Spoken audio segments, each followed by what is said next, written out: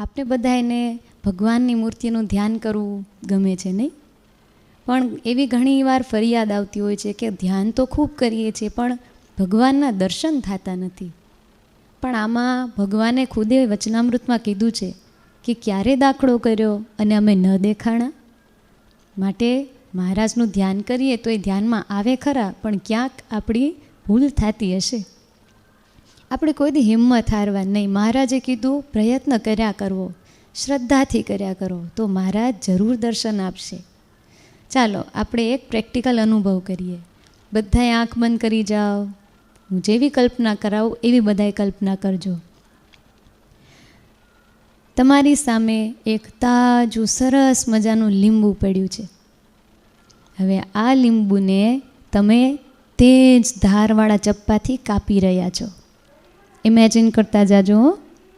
શું તમને લીંબુના રસના છાંટા ઉડતા દેખાય છે? લીંબુનો થોડોક રસ ટેબલ ઉપર વહી જતો દેખાય છે? શું તમને લીંબુના રસની સુગંધ અનુભવાય છે?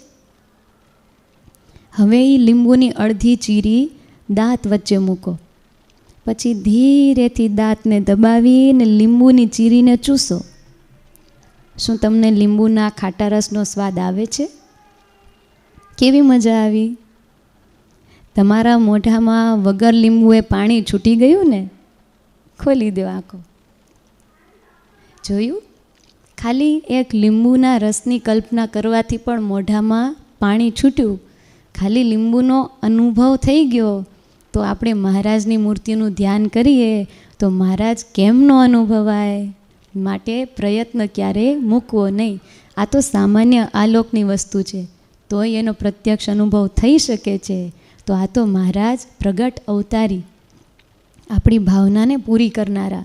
માટે આપણે ભાવથી મહારાજનું ધ્યાન કરીએ, પ્રાર્થના કરીએ એટલે જરૂર મહારાજ આપણને એનો અનુભવ કરાવશે.